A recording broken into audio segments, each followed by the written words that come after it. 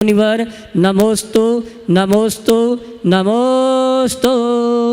और आइए गुरुवर के आशीर्वाद से हम और आप अपनी शंकाओं का समाधान प्राप्त करें। उसके पूर्व आप सभी से कहना चाहूँगा, आज प्रातःकाल की वेला में हर्षोल्लास के साथ ऐतिहासिक प्रभावना के साथ सिद्ध चक्र महामंडल विधान का आगाज हुआ और आज ऐसा लग रहा था कि स्वर्ग का पूरा वैभव इंदौर में उतर के आ गया है।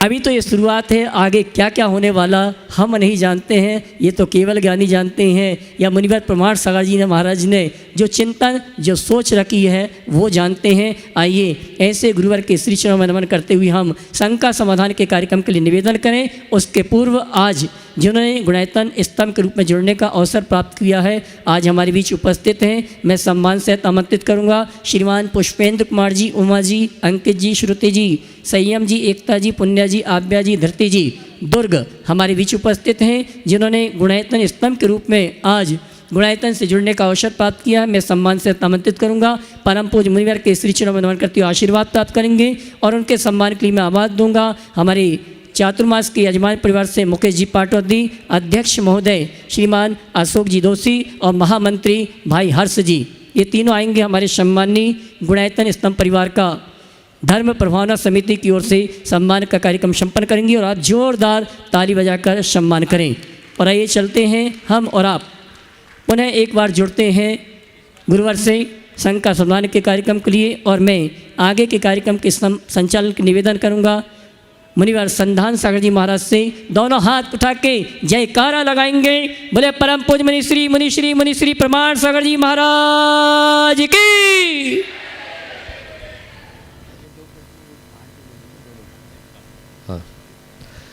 आज का यह शंका समाधान इस विशाल मंडप में गुरुवर के चरणों में अपन शुरू करते हैं। और मैं यहाँ पर बुला रहा हूँ प्रथम प्रश्न के लिए कन्नौज से मोहित मंगलम मनोज कन्नौज राही परिवार, वे अपना प्रश्न गुरु चरणों में रखें। और उसके बाद में किशनगढ़ से मूलचंद जी लोहाड़िया परिवार यहाँ पर उपस्थित है, वो परिवार एक प्रश्न करेंगे। डॉक्टर संतोष जी वे अपना गोदा वे अपना प्रश्न करेंगी। माइक वहां तक पहुंचा दे एक बार। बोलिए। हाँ ऊपर ही है अमिता जी। नमोस्तु नमोस्तु नमोस्तु महाराज। महाराज मेरा यह प्रश्न है कि ऐसा बोला जाता है कि अपने अपने कर्मों का फल सबको मिलता है और इसी जीवन में मिलता है, तो क्या ये सत्य है कि जो भी अच्छे कर्म या बुरे कर्म हम लोगों ने करे हैं वो हम लोग इसी जन्म में घटित करेंगे या अगले जन्म में जाके घटित करते हैं, या पुराने जन्मों का जो भी फल होता है वो हम इस जन्म में घटित करते हैं? देखिए, बात बिल्कुल सही है कि हम अपने किए का ही फल पाते हैं, दूसरे के किया का फल नहीं। और हम इस जीवन का भी फल पाते हैं और अतीत के जीवन का भी फल पाते हैं। कोई ज़रूरी नहीं कि हम अपने सब कर्मों का फल इसी जन्म में पालें। ऐसा भी संभव है कि हम इस जन्म में बांधे हुए फल कर्म को आगे अनेक जन्मों में भोगने के लिए बाध्य। और कुछ चीज़ें ऐसी होती है जिसे बहुत अच्छे से समझना चाहिए। हम कर्म का फल तो भोगते ही हैं, लेकिन कई बातें ऐसी होती जो संयोग से हो जाती। हर काम केवल कर्म से ही होता है, ये अवधारणा ठीक नहीं है। जैन दर्शन कर्मवाद को तो स्वीकारता है, लेकिन केवल कर्मवाद को ही नहीं मानता। बहुत ध्यान से सुनना। जो कुछ भी होता है केवल कर्मोदय से ही होता है, यह कथन एकांततः ठीक नहीं है। कुछ घटनाएं संयोग से होती। पारसनाथ भगवान के ऊपर कमठ ने 10 भव तक लगातार उपसर्ग किया। अब कोई बताए कि वो उनके कौन से कर्म का फल था? है क्या हमारे पास कोई ऐसा कर्म 10 भवों में तो उनका ऐसा कोई कृत्य दिखाई नहीं पड़ता कि पारसनाथ भगवान के जीव ने किया हो और उसका फल उनको मिला। फिर ये क्यों मिला? ये संयोग से मिला। रामचंद्र जी को वनवास हुआ, कोई बता सकता है क्या कि ये वनवास उन्हें किस कर्म के उदय से मिला? बहुतों ने पद्म पुराण पढ़ा है, श्री राम के चरित्र को पढ़ा है, लेकिन कोई नहीं बता सकता कि उनके वनवास का कारण क्या था। ये संयोग से मिला। और एक और बात मैं सभी विज्ञजनों के चिंतन के लिए दे रहा हूं, थोड़ा ध्यान से सुनना। आदिनाथ भगवान को 6 महीने तक अंतराय हुआ, ऐसी लोक श्रुति है कि उन्होंने बैल के मुंह में मूषिका बांधी थी। पर बैल के मुंह में मूषिका उनने बांधी थी ऐसा कौन से ग्रंथ में और किस भाव में बांधी थी? अगर किसी को ऐसा कोई प्रामाणिक ग्रंथ में उल्लेख मिले तो मुझ तक जरूर भेजे, उससे मेरा ज्ञान वर्धन होगा। तो बहुत सारी चीज़ें हैं जो संयोगों पर निर्भर करती है, समझ गए? तो संयोग से कर्म बनते भी हैं और संयोग से कर्म बदलते भी। इसलिए क्या करो, कर्म से घबराओ मत, धर्म को धार लो। कर्म कितना भी उदय में आए, कैसा भी कर्म उदय में क्यों ना आए, तुम्हारी आत्मा का बाल बांका नहीं हो सकता। उससे तुम्हारी आत्मा का बिगाड़ सुधार नहीं होने वाला। इसलिए मर्म को पहचानो, कर्म कर्म की रट लगाना बंद करो। मेरा कर्म कटे, कर्म कटे, कर्म कटे, क्या कर्म कटे? मैं धर्म में डटूं, कर्म को अपना बोरिया बिस्तर उठा करके जाना पड़ेगा। इसलिए इस बात को समझो। आचार्य कुंद ने इस संदर्भ में हम सबका मार्गदर्शन करते हुए समय सार में कहा कि कर्म कर्म कर्म कर्म कर्म कर्म, तू बहुत देर से रट रहा है, सुन सुन के मेरे कान पक गए। तू ये कहता कर्म करता तो तुझ में और ईश्वरवादी में कोई अंतर नहीं है। तूने केवल नाम बदला, लोगस कत्ता बिन्नू जैनानम का मोती।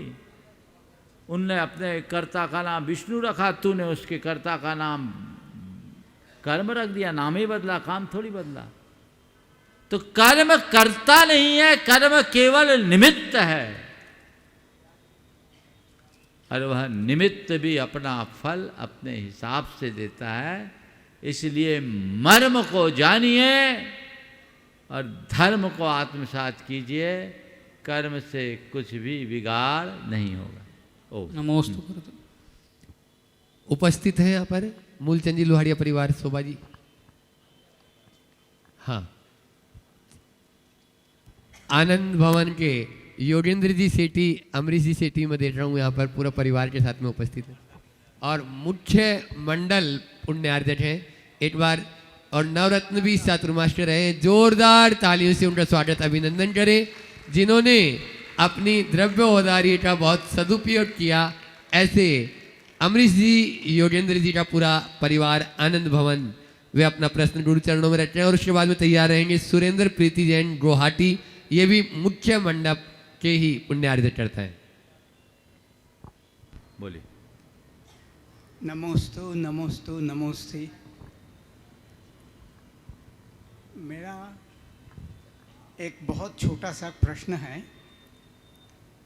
और इस प्रश्न में आचार्य कुंद स्वामी की कथा है। कथा में बतलाते हैं कि कुंद स्वामी जब विदेश क्षेत्र गए तो उनने अन्न का त्याग कर दिया था। उसका कारण कथा में ये लिखते हैं कि चूंकि रात वहाँ थी और दिन यहाँ था, और दिन यहाँ थी और रात वहाँ थी, इस कारण से उनने ये अन्न का त्याग कर दिया था। यह बात कुछ बराबर समझ में नहीं आती है। मैं अमेरिका में रहता हूँ और मैं यहाँ आया हूँ, और यहाँ जब दिन है तो वहाँ रात है, और जहाँ वहाँ रात है तो यहाँ दिन है। तो क्या मुझे भी, यदि मेरा रात्रि का त्याग है, तो यहाँ मुझे सब कुछ त्याग कर देना चाहिए? अगर आपका समाधि लेने का मन हो तो कर देना। तो मुझे ऐसा प्रतीत होता है कि यह सिर्फ एक कथा है। बहुत सुंदर। ये सही में, एक मिनट, आपकी बात समझ गया। पहले तो मैं चाहूँगा एक बार अमरीश जी का जोरदार अभिनंदन कर दीजिए। अमेरिका में रहते हुए भी धर्म के प्रगाढ़ अनुरागी हैं और सिद्ध चक्र महामंडल विधान में अपनी विशेष उपस्थिति के साथ यहाँ पर प्रकट हुए हैं। मुख्य मंडल के पुण्यार्जक है। एक बार इनका जोरदार अभिनंदन। आपने जो बात कही है, सबसे पहली बात तो ये सब बातें केवल बातें हैं, आगम में ऐसा कोई विधान नहीं। रात्रि भोजन के त्याग का मतलब है आलोकित पान भोजन। आलोकित पान भोजन का मतलब घड़ी नहीं, प्रकाश, प्राकृतिक प्रकाश। अगर दिन के 12 बजे भी प्राकृतिक प्रकाश का अभाव है तो आप सदोष आहार ग्रहण कर रहे हैं। इसलिए आप निश्चिंत रहिए, यहाँ रहिए तो यहाँ की सूरज घड़ी से चलिए, और वहाँ रहिए तो वहाँ की धूप घड़ी से चलिए। इसमें कोई विकल्प करने की जरूरत नहीं है। मेरा एक प्रश्न और है महाराज जी। अगर एक ही पूछेंगे तो अच्छा रहेगा, क्योंकि आज मुझे 15 को अवसर देना है। बहुत बहुत आशीर्वाद। हाँ, अपने बीच में गुवाहाटी से सुरेंद्र प्रीति जैन, जो गुणायतन के शिरोमणि संरक्षक भी है, वे अपना प्रश्न गुरु चरणों में रख रहे हैं। एक बार जोरदार ताली इनके लिए बजा दें। इन्होंने भी मुख्य जो 6 सामने जो मंडल नजर आ रहे हैं उसमें अपना स्थान इन्होंने प्राप्त किया है, और वे अपना प्रश्न करें और उसके बाद में तैयार रहेंगे आज के ध्वजारोहणकर्ता परिवार, आकाश डाली कोयला परिवार, पूरा परिवार तैयार रहेगा। नमोस्तु गुरुवर, नमोस्तु गुरुवर, नमोस्तु गुरुवर। गुरुवर, प्रश्न तो प्रीति पूछेगी, सिर्फ मैं एक अपने भाव के बारे में जानना चाहता हूँ कि जब यहाँ विधान फाइनल हुआ था,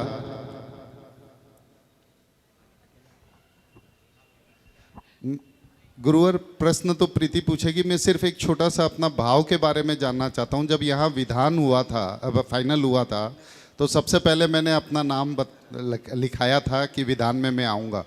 फिर कुछ इस तरह के प्रोग्राम हो गए कि मेरा आना कैंसिल हो गया। तो जब पहले दूसरे प्रोग्राम मेरे मन पे हावी हो गए और मैंने यहाँ आने का प्रोग्राम कैंसिल किया। जब कैंसिल किया तो फिर मन बहुत विचलित हो गया, प्रीति का भी मन बहुत विचलित हो गया कि ये क्या कर रहे हैं। तो फिर हाँ कर दिया। फिर एक बार जैसे ही हाँ किया तो बाकी प्रोग्राम मन पे हावी हो गए, फिर ना का मन बन गया। तो ये जो भावों का ऊपर नीचे होता है, हाँ किया तो यहाँ का भाव नहीं बन रहा है, और ना किया तो अब यहाँ का भाव बन रहा है। तो ये भावों को मैं कैसे संभालूं और क्या करूं? पहले तो मैं चाहूँगा एक बार सुरेंद्र भाई का भी जोरदार अभिनंदन करें। प्रायः इन्होंने सभी विधान में प्रमुखता से अपनी भागीदारी रखी है, और मैं मानता हूँ कि तुम्हारा वही कोई पुण्य था जिसने आज तुम्हें यहाँ ला कर के उपस्थित किया। आपने जो सवाल किया है कि हाँ ना के बीच में डोलते हुए मन को हम स्थिर कैसे बनाएं, इसका एक ही उपाय है, दृढ़ संकल्प। तुमने हाँ किया पर संकल्प नहीं किया। संकल्प कर लेने के बाद कोई किसी भी प्रकार की ढील होती नहीं। और एक बात बताऊं, एक सॉल्यूशन और बताता हूं सबके लिए। संकल्प ही नहीं करो, प्री अमाउंट भेज दो, फिर ना नहीं होगा कभी। फिर कभी ना नहीं होगा, फिर मन जाएगा ही नहीं। अब जाना ही है तो जाना ही है, फिर क्या सोचना। ऐसी प्रायोरिटी रखो। तीनों महाराज जी के चरणों में नमोस्तु नमोस्तु पूछ लो नमोस्तु। प्रीति तो, लेकिन आगे से एक की ही आज अनुमति है। हाँ, क्योंकि छोटा सा प्रश्न। हाँ जल्दी बोलो। हाँ, प्रार्थना और समर्पण में क्या अंतर है? हमें कैसी प्रार्थना करनी चाहिए और कैसा समर्पण रखना चाहिए? देखिए, प्रार्थना अपने इष्ट के समक्ष अपने हृदय के उद्गार को प्रकट करना, ये प्रार्थना है, जहाँ सामने वाले के गुणों का बखान होता है और स्वयं को स्वस्थ, समर्थ, सशक्त और सकारात्मक बनाने की कामना की जाती है। ये एक प्रार्थना है और समर्पण अपनी सारी इच्छाओं के अर्पित करने के बाद होता है। तो उस व्यक्ति के हृदय में समर्पण होना चाहिए और प्रार्थना समर्पित भाव से करना चाहिए। समर्पण के साथ की गई प्रार्थना बहुत बड़ा फल देती है। समर्पण अलग भूमिका है, प्रार्थना अलग। नमोस्तु गुरुवर। हाँ। आकाश डॉली जैन जो ध्वजारोहण करता है इस पूरे अनुष्ठान के रहे हैं, वे अपना प्रश्न कर रहे हैं, जो गुणायतन से भी जिनका पूरा परिवार जुड़ा हुआ है, और उसके बाद में तैयार रहेंगे।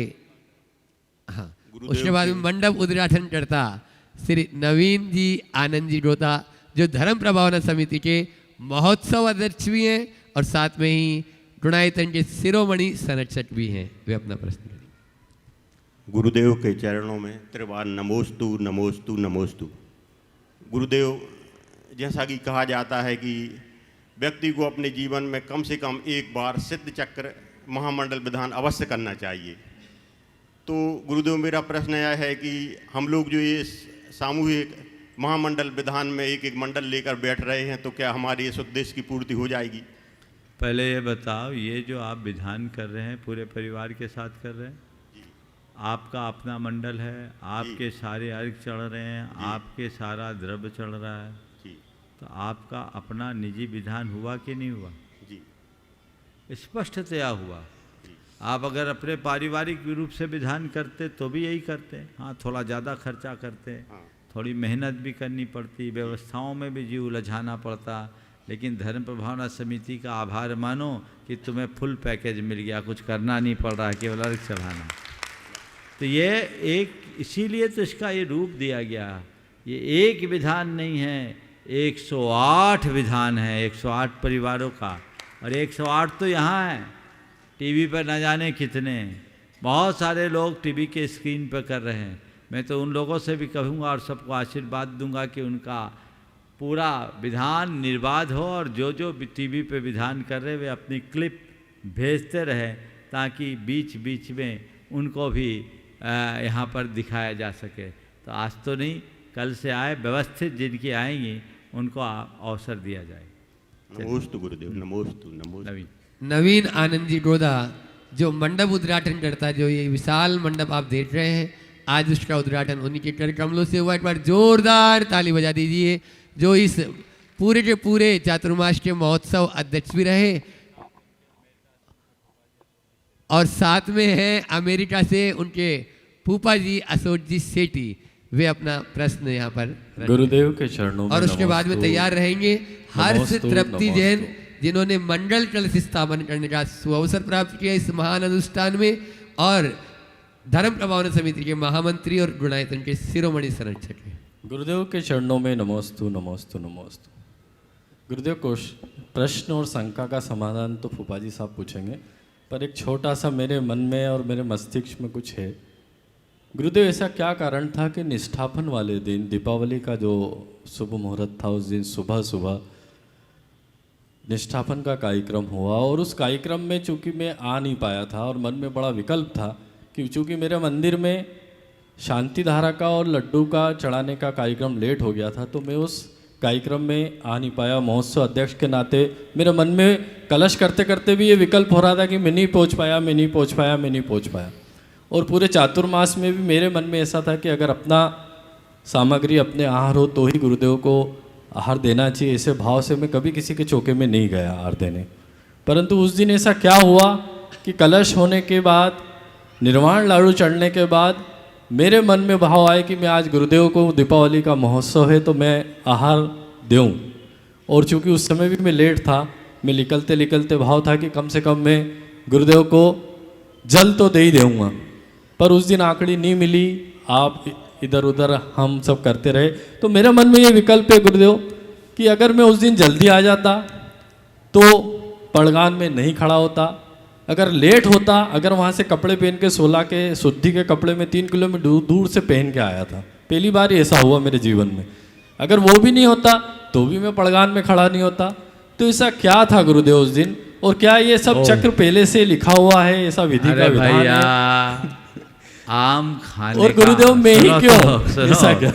मैं कह रहा हूँ आम खाने का आनंद लो, पेड़ गिनने से क्या मजा, इसलिए आम खाओ, पेड़ मत गिनो। चलो नमस्ते गुरुदेव। सेठी जी अपना प्रश्न कर रहे हैं। नमोस्तु और गुरुदेव। उसके बाद में हर्ष तृप्ति जैन तैयार रहे। नमोस्तु गुरुदेव, नमोस्तु नमोस्तु नमोस्तु। मेरा नाम अशोक सेठी और मैं जैसा आनंद जी नवीन जी का मैं फूफा हूँ और कैलिफोर्निया यूएसए से इस विधान में भाग लेने आया हूँ। मेरा यह सौभाग्य है कि प्रथम बार संस्कृत का यह विधान आपके सानिध्य में कर रहा हूँ। इष्टोपदेश ग्रंथ की एक गाथा है, उसके में जो थोड़ा शंका समाधान चाहिए। परोपकृति मुत्सृज्य सोपकार परो भव उपकुर्वन् परस्याज्ञो दृश्यमानस्य लोकवत्। इष्टोपदेश की इस गाथा में हमें परोपकार को छोड़कर स्वयं अपना उपकार करने का उपदेश दिया गया है। हमें क्या दूसरों का उपकार नहीं करना चाहिए, अथवा क्या हमें सेल्फिश बन जाना चाहिए और सिर्फ अपनी ही ओर ध्यान देना चाहिए? इस शंका का आप समाधान देखिए, कीजिए। सोपकार और परोपकार के अर्थ को समझ लेने पर ये सब बातें समझ में आ जाएगी। परोपकृति मुत्सर्जय सोपकार परो भव, ये जो बात कही है वो अपनी जगह बिल्कुल सही।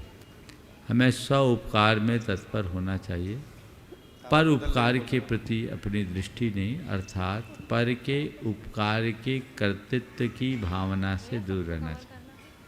मुझे उसका उपकार करना है, मुझे उसका उपकार करना है, मुझे ये करना है, मुझे वो करना, ये जो मनोभाव है ये एक प्रकार का विकल्प, आकुलता और अभिमान को जन्म देने वाला है।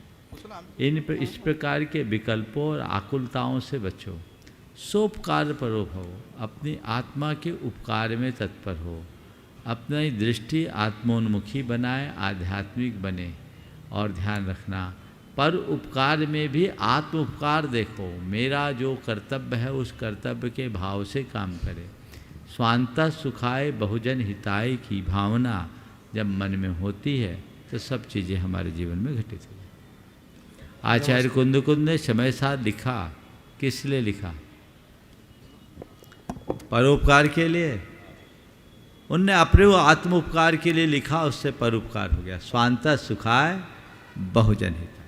तो जैसे अपन दूसरा काम करते हैं, जैसे मंदिर में अपन सब काम करते हैं सबके लिए, तो वो छोड़ कर वो आपका सोपकार है। आप दूसरों के लिए करते हैं कि खुद के लिए करते हैं? नहीं, दूसरों के लिए करते हैं। तो क्यों करते हैं दूसरों के लिए? ताकि सबको लाभ मिल जाए, धर्म लाभ सबको लाभ मिले नहीं मिले, मेरे निमित्त से इतने लोग पूजा करेंगे, मुझे कितना लाभ मिलेगा ये देखो। अच्छा, आप ये सोचोगे कि मैं सुबह से द्रव्य की थाल लगा रहा हूँ, सबको लाभ दे रहा हूँ, अहंकार आ जाएगा। और आप उसी को इस भाव से करोगे कि मेरा कितना बड़ा सौभाग्य है कि मेरे हाथ से लगाई थाली से सैकड़ों लोग पूजा कर रहे हैं। हे भगवान, मैं तो 1 ही घंटा पूजा कर पा रहा हूँ, लेकिन चलो कम से कम इस निमित्त से इतने लोग पूजा करेंगे, मुझे कुछ तो भला होगा, ये सोचें। नमोस्तु भगवान, नमोस्तु।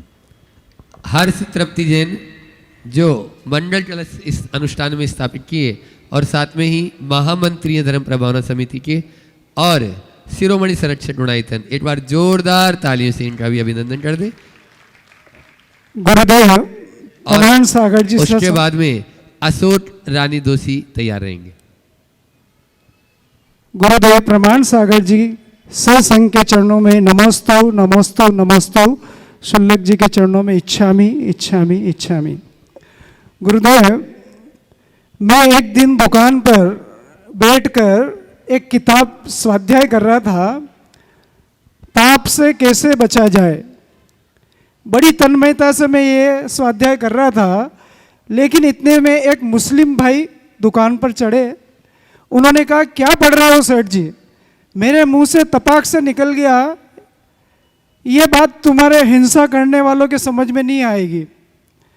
तो उसने जो मेरे से कहा कि तुम लोग क्या जैनी हिंसा नहीं करते हो? तुमको भी हमने देखा है, मच्छरों को ऐसे ऐसे करके मारते रहते हो, तो क्या तुम हिंसा नहीं करते हो? तो गुरुदेव मेरी शंका ये है कि वो भी हिंसा करते हैं 5 इंद्रिय जीवों की, और हम लोग 3 इंद्रिय 4 इंद्रिय जीवों को मार देते हैं, तो पाप बराबर लगता है या कम ज़्यादा? इसका शंका का समाधान कीजिए। सबसे पहली बात तो ये किसने बताया कि पंचेंद्रिय की हिंसा करना हिंसा है और 2 इंद्रिय 3 इंद्रिय 4 इंद्रिय की हिंसा करना हिंसा नहीं? ये किसने बताया? ये तो आपकी मन गढ़ंत कहानी है। किसी भी जीव की हिंसा हिंसा है, हिंसा मात्र हिंसा है, और हमें उससे बचना चाहिए, बचना ही चाहिए। ये आपका प्रमाद है, आपका अज्ञान है, जिससे इस तरह की हिंसक प्रवृत्तियाँ होती है। हमें ऐसी हिंसक प्रवृत्तियों से अपने आप को पूरी तरह दूर रखने का प्रयास करना चाहिए। यदि इस भाई ने आपसे कहा है तो ये बहुत बड़ा संदेश है। लोगों को अपनी प्रवृत्तियों में जागरूक होना चाहिए, और अहिंसा के धर्म को जानने के बाद भी यदि कोई हिंसा का कार्य करता है तो ये तो और ज़्यादा गंभीर बन जाता है।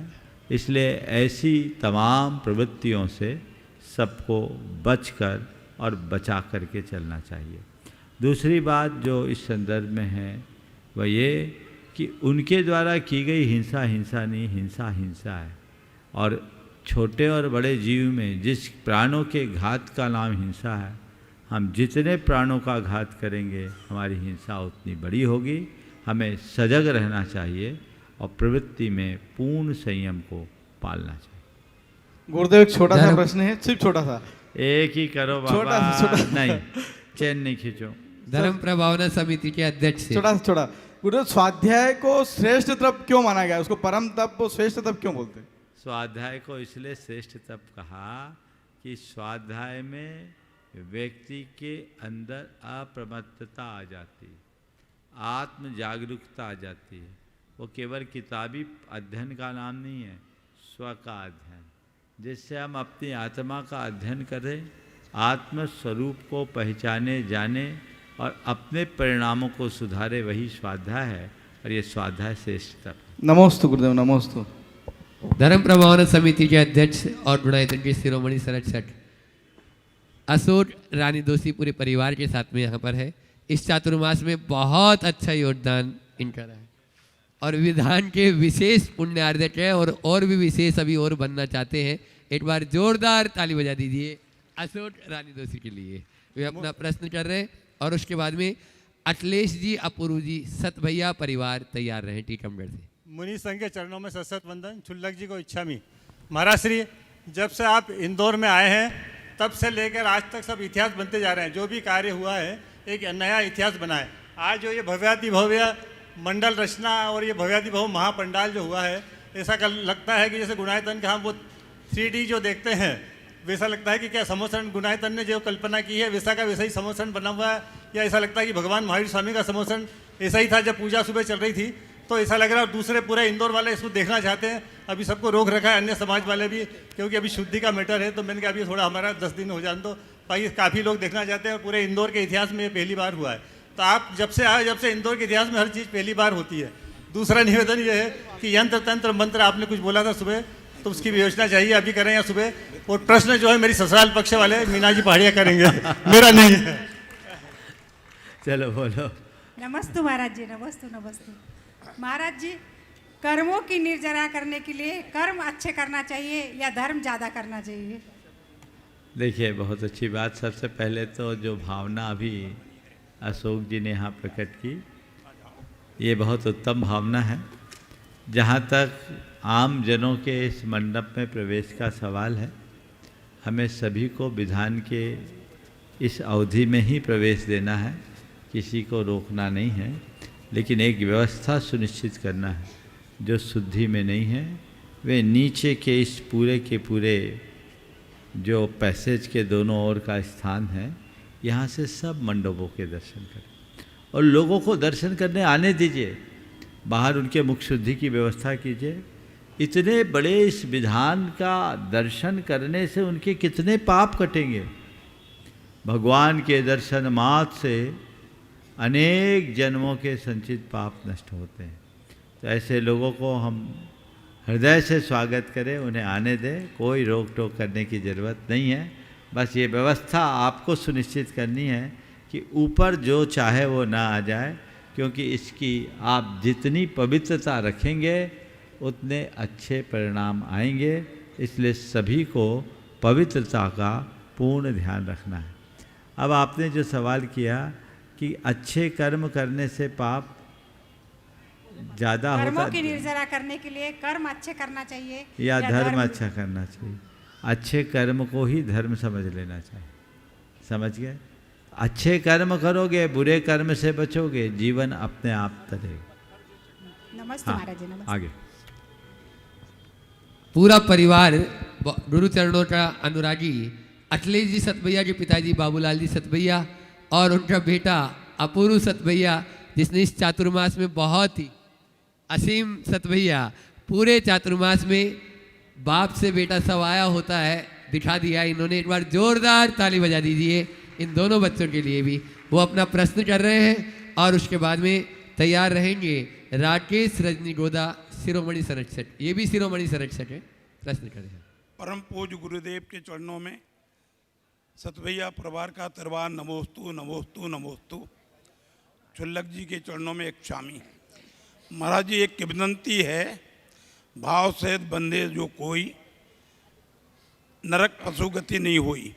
शिखल जी के संबंध में जो आज सिद्ध चक्र विधान का प्रथम दिन है, हम चाहते हैं कि सिद्ध चक्र विधान से क्या महत्व है आज ये समझ में आ जाए, ताकि हम लोगों की भावनाएं और अच्छी होकर विधान कर सकें।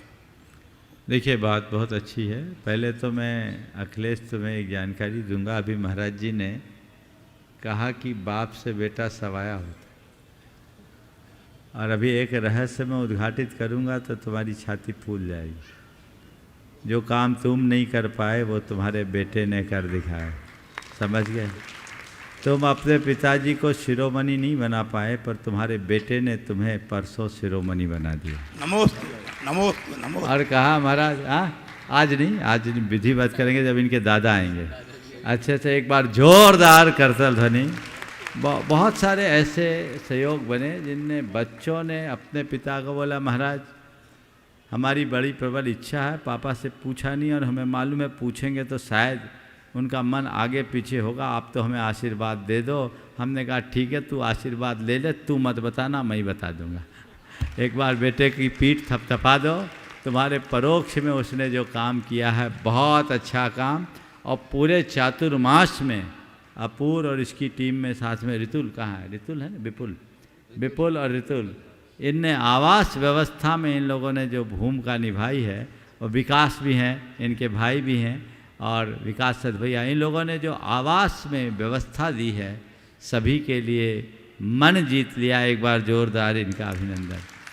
आपने जो सवाल किया है कि हम सिद्ध चक्र महामंडल विधान कैसे करें, देखिए कोई भी सद अनुष्ठान भाव के साथ करना चाहिए। हम लोग कहते हैं यस्मात् क्रिया प्रतिफलंति न भाव शून्य। भाव शून्य कोई भी क्रिया फलवान नहीं बनती। इसलिए हम जो भी कार्य करें, जो भी क्रिया करें, पूर्ण भावों के साथ करें, समर्पित भाव के साथ करें। इसमें आपकी विशुद्धि होनी चाहिए। सिद्ध चक्र महामंडल विधान की महिमा अचिंत्य है। इसके एक एक मंत्र के उच्चारण से हमारी आत्मा में जुड़े असंख्य असंख्य कर्म झड़ते हैं।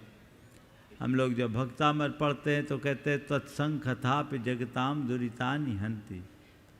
और आपके नामस्मरण मात्र से संसारी प्राणियों के पाप नष्ट हो जाते हैं, ऐसा हम लोग पढ़ते हैं और सुनते हैं।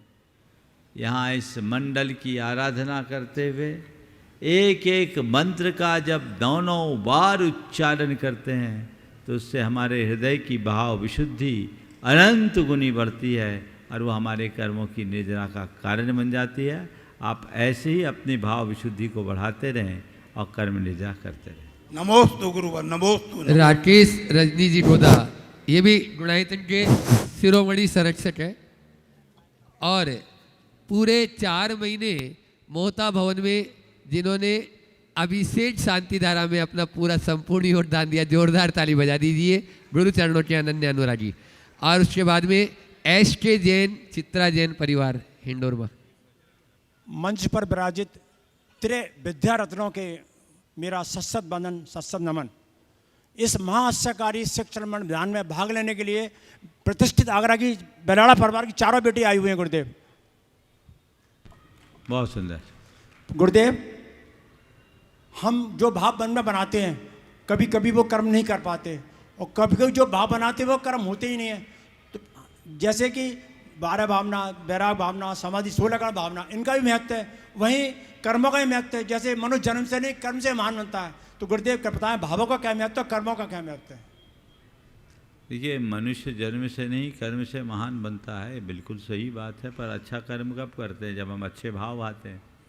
अगर हमारे भाव खराब होंगे तो कर्म अच्छे नहीं होंगे। इसलिए हमें चाहिए कि हम अच्छा कर्म करने का भाव रखते रहें, ताकि उसका सही प्रभाव हो और हम अपने जीवन को आगे बढ़ा सकें। नमस्ते गुरुदेव। हाँ। एस के जैन साहब, चित्रा जी जैन उपस्थित हैं। रमेश जी, प्रभा देवी जी, निर्वाणा परिवार, जिन्होंने मुख्य 6 मंडलों में अपना स्थान ग्रहण करने का सुअवसर प्राप्त किया है, और इस पूरे के पूरे धर्म प्रभावना समिति या चातुर्मास के जो मुख्य संयोजक भी रहे हैं, जोरदार तालियों से उनका स्वागत, अभिनंदन करें। हाँ, चलिए रमेश जी आगे। हाँ, तब तक सविता दीदी एक प्रश्न गुरु चरणों में कर रही है। दीदी तक पहुंचाओ माइक।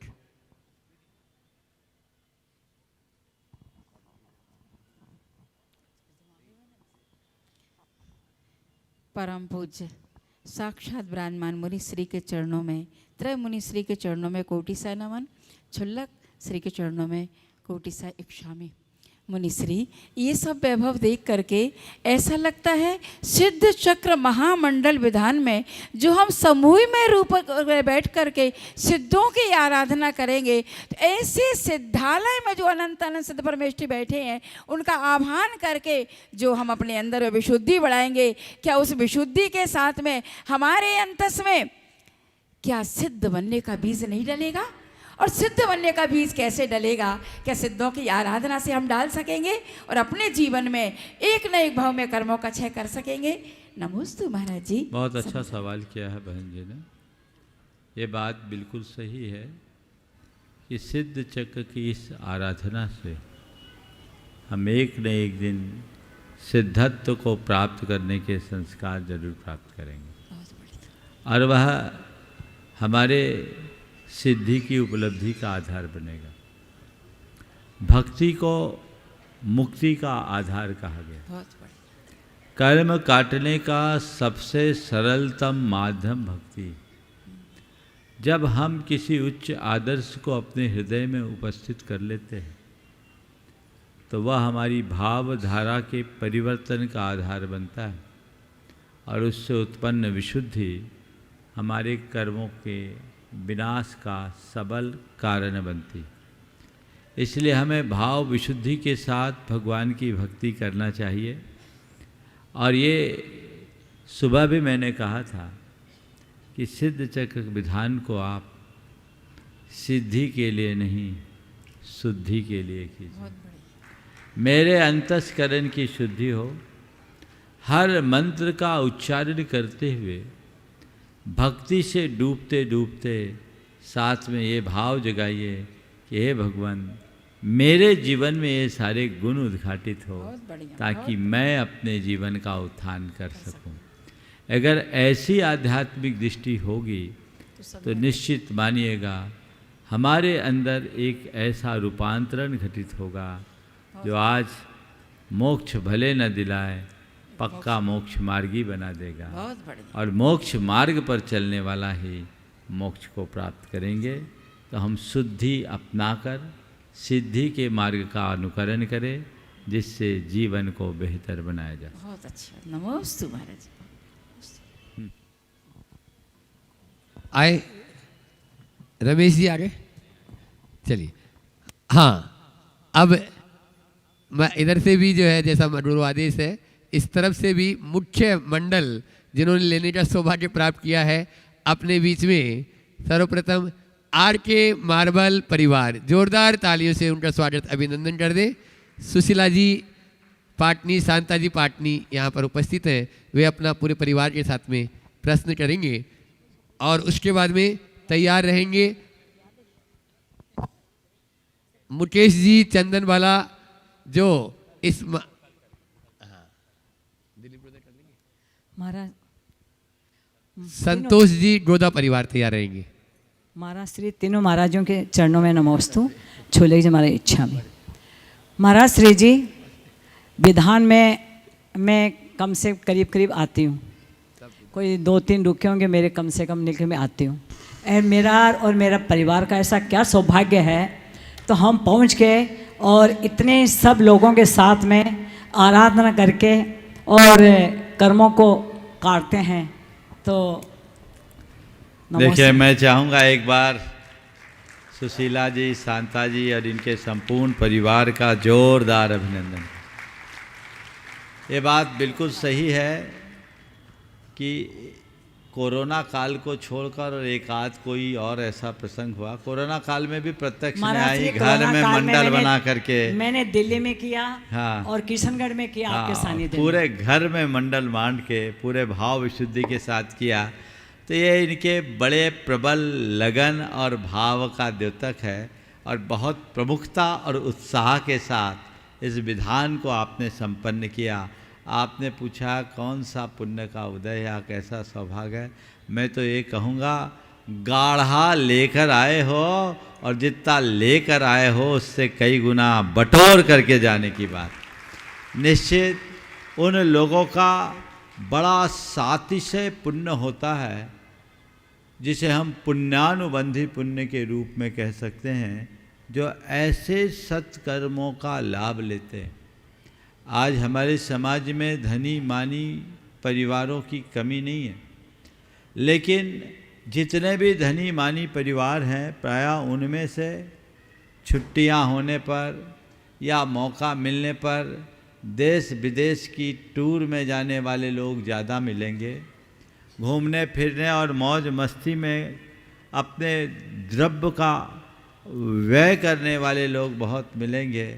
लेकिन मैं उन सब से कहूँगा, सुशीला जी और उनके पूरे परिवार से लोगों को ये प्रेरणा लेना चाहिए कि सब कुछ होने के बाद भी अपना पूरा समय धर्म ध्यान में ही अर्पित करें। यदि इन लोगों का हिसाब लगाया जाए तो साल में लगभग 250 दिन तो गुरुओं के पास बीतता ही होगा, लगभग इतना तो हो ही जाता होगा। और आज 6 प्रतिमा के व्रतों का पालन कर रही हैं, ये कोई साधारण नहीं। तो ये चीज़ें सीखना चाहिए। मैंने अभी बात कही कि ये पुण्यानुबंधी पुण्य का सुपरिणाम है। देखिए, 2 तरह का पुण्य होता है। पुण्य तो होता है, लेकिन पुण्य भी किस क्वालिटी का, ये हमें देखना। एक पुण्यानुबंधी पुण्य और दूसरा पापानुबंधी पुण्य। पुण्यानुबंधी पुण्य वह पुण्य होता है जो अपने उदय में सामने वाले की बुद्धि को निर्मल बनाकर उसे सत्कर्म में लगाता है और नए पुण्य के अर्जन का अवसर प्रदान करता है। जो अपने उदय में व्यक्ति की बुद्धि को निर्मल बनाए और नए पुण्य के अर्जन का अवसर प्रदान करे, उसका नाम पुण्यानुबंधी पुण्य है। इससे उलट जो पुण्य व्यक्ति की बुद्धि को विकृत कर उसे भोगों में आसक्त कर दे और भावी दुर्गति का पात्र बना दे, वो पापानुबंधी पुण्य है। रावण जैसे लोगों का यही पापानुबंधी पुण्य था, जिसका सिक्का उसके ज़माने में खूब चला। लेकिन आज 1 लाख पूत 1.25 लाख नाती, ता रावण घर दिया न बाती। वैभव संपन्नता के साथ यदि बुद्धि की निर्मलता है और धर्म की प्रगाढ़ रुचि है, तो मानना कि तुम्हारा पुण्यानुबंधी पुण्य है और ये तुम्हें परंपरा से मोक्ष दिलाने वाला है। और इसकी जगह यदि तुम्हारी बुद्धि उल्टी चल रही है, तुम्हारी बुद्धि भोगों में आसक्त है, पापों में अनुरक्ति है, तो मान करके चलना कि तुम्हारा तीव्र पापानुबंधी पुण्य, पुण्य तो तीव्र है लेकिन कौन सा पुण्य है? पापानुबंधी पुण्य है जो एक दिन छीन होगा और तुम्हें दुर्गति का पात्र बनाएगा। अब इसमें एक बार और जोड़ दूं कि ये पुण्यानुबंधी पुण्य आता कहाँ से और पापानुबंधी पुण्य आता कहाँ से? दोनों पुण्य सद अनुष्ठानों से ही आता है।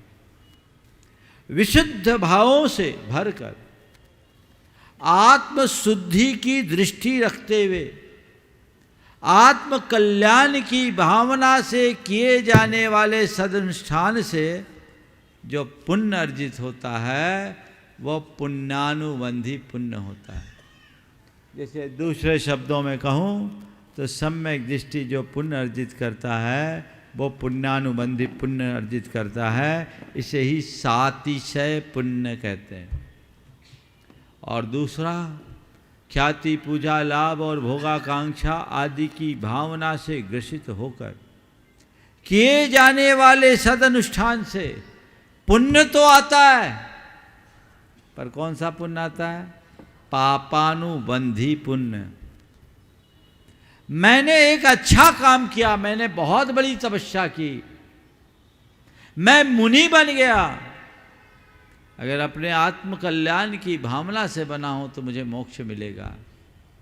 और मैं नेम और फेम के चक्कर में मैं मुनिपन का पालन करूंगा तो पुण्य आएगा, पर कौन सा पुण्य? पापानुबंधी पुण्य जो अपने उदय में मेरी बुद्धि को विकृत करके मुझे दुर्गति का पात्र बनाएगा। ये जब एक मुनि के साथ हो सकता है तो तुम सामान्य जन कहाँ लगते हो? इसलिए हमेशा आत्मदृष्टि से भरकर के धर्म का काम करो, जिससे हम आवागमन के चक्र से सदा सदा के लिए मुक्त हो सके। प्रायः लोग आत्ममुग्धता में जीते हैं, अच्छा कर्म करके भी उसका अच्छा परिणाम नहीं पाते। हमें चाहिए कि हम अच्छा कर्म भी करें और उसका अच्छा परिणाम भी पाएं। नमोस्तु महाराज श्री नमोस्तु। शांता जी पूछेगी क्या? चलो। हाँ। ओम नमोस्तु महाराज श्री जी। इच्छामी महाराज जी। महाराज जी, मेरी जिज्ञासा है कि भरत चक्रवर्ती भी थे और रावण भी था, और अथाह संपत्ति का मालिक था रावण भी, लेकिन उसने अपनी संपत्ति को भोगों में और सोने की लंका बनाई और उसमें लगाया उसने, और भरत चक्रवर्ती ने उसी धन संपत्ति से बेहतर जिनाले सोने के बनाए। तो क्या है ना, उसके पूर्व पाप कर्म का उदय था या उसके अपने को थोड़ा अभिमान था रावण को कि उसने सोने की लंका बनाई? बहुत अच्छा सवाल आपने किया। यही तो पापानुबंधी पुण्य और पुण्यानुबंधी पुण्य का अंतर। रावण चाहता तो मंदिर भी बना सकता था, लेकिन जब पापानुबंधी पुण्य होगा तो ऐसे भाव आएंगे ही नहीं, उसकी बुद्धि उलट गई। इसलिए उसने क्या किया? लंका तो बना ली, मंदिर नहीं बना पाया। पर भरत चक्रवर्ती भी चाहता तो अपना महल बना सकता था, पर उसे पता था महल खंडर हो जाएगा, मंदिर अमर बन जाएगा। महल खंडर हो जाएगा, मंदिर अमर बन जाएगा और बनाने वाले को भी अमर बना देगा। तो भरत चक्रवर्ती का मंदिर आज भी सुरक्षित है और रावण का महल धू धू करके जल गया। तो ये तभी होता है जब पुण्य का प्रबल उदय होता है। मैं अनेक लोगों को जानता हूँ जो पाप में एक पाई खर्च करना नहीं चाहते और परमार्थ में दोनों हाथों से उलीझते हैं। हमें भी यही करना चाहिए, दोनों हाथ उलीझिए, यही सयानो काम। ओम नमोस्तु आचार्य। उदयपुर से अनिल संतोष जी रोधा। हाँ, डॉक्टर संतोष जी रोधा। त्रय मुनि राजों के चरणों में कोटि से वंदन, छुल्लक जी के चरणों में कोटि से वंदन। महाराज जी, एक तो अनेकांतवाद है, एक श्रद्धा है। अनेकांत में जहाँ हम ही का प्रयोग नहीं करके भीका ही करते हैं, भीका नहीं करते, भीका करते हैं। लेकिन श्रद्धा के अंदर हम समझते हैं कि ही होता है, क्योंकि श्रद्धा करने में हमको ये लगता है कि यही सत्य है, यही देवशास्त्र गुरु है और निर्ग्रंथ गुरु की उपासना से ये होगा, और अनेकांतवाद में ये फलित नहीं होता है। तो इन दोनों को कैसे बहुत अच्छा सवाल आपने किया, एकांत और अनेकांत से संबंधित। देखिए, हमें इसे अच्छे से समझना चाहिए। अनेकांत का अर्थ ये कतई नहीं है कि जो बात हो, जैसी बात हो उसे वैसे स्वीकार लो, नहीं। हर बात अलग अलग संदर्भ में स्वीकारने योग्य है। आपके बाजू में अनिल जी हैं, आप उनकी धर्मपत्नी, वो आपके पति हैं, पर अनिल जी तो पति ही हैं, वो आपके पिता और पुत्र तो इस जन्म में नहीं हो सकते। पर कोई कहे कि अनिल आपके पिता भी हैं या पुत्र भी हैं, तो मैं अनेकांती मान लूँगा और कह सकता हूँ कि अगले जन्म में हो सकता है कुछ भी बन जाए, पर इस जन्म में तो वो पति ही है। ये अनेकांत है। जो बात जिस संदर्भ में कही गई उस संदर्भ में उसी रूप में स्वीकार करना अनेकांत है। उसे चाहे जैसे रूप में स्वीकार करना अनेकांताभास है। इसलिए हमारी श्रद्धा जिस पर जैसी है वैसी ही होनी चाहिए, उसमें कोई परिवर्तन नहीं होना चाहिए। यदि हम बात बात में बदल जाएं तो बिना पेंदी के लोटा कहलाएंगे। गंगा गए गंगादास और जमुना गए जमुनादास। हाँ, गंगा का दास हो या जमुना का दास, कल्याण तो दास का ही होगा। और इतनी गुंजाइश है कि जमुना दास कभी गंगा दास बन सकता है। ये अनेकांत है। ऐसी सोच हमारे जीवन को बेहतर बनाती है।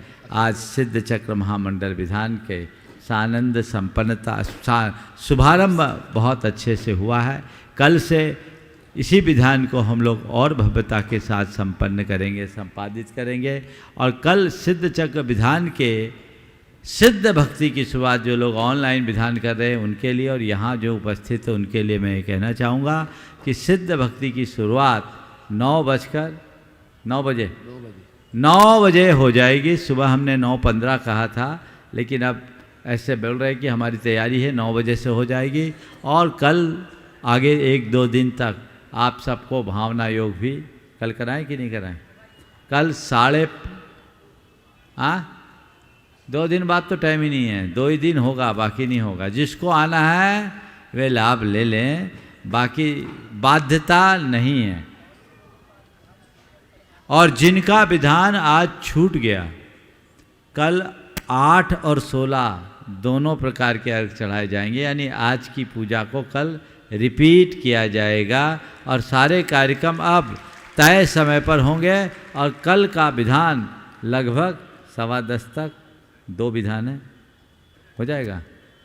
लगभग 10:15 10:30 के बीच कल का विधान संपन्न हो जाएगा। यहीं पर विराम। अशोक भाई और कोई सूचना देना है तो दे सकते हैं। चलिए।